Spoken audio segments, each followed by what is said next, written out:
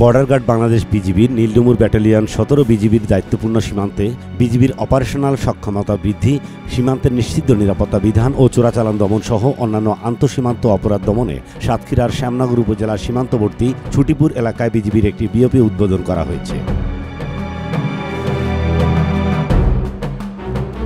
আজ সকালে বিজিবির Jessore region commander brigadier general Mohammad Humayun Kabir প্রধান অতিথি হিসেবে উপস্থিত থেকে নবনির্মিত ছুটিপুর বিওপি শুভ উদ্বোধন ও দায়িত্বপূর্ণ এলাকা পরিদর্শন করেন।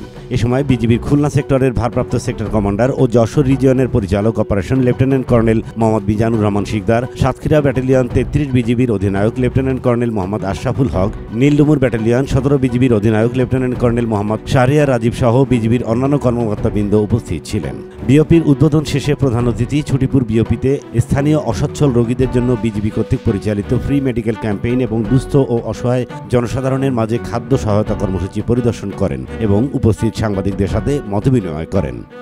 ইসমাইল হুসাইন ইমু, এমটিভি।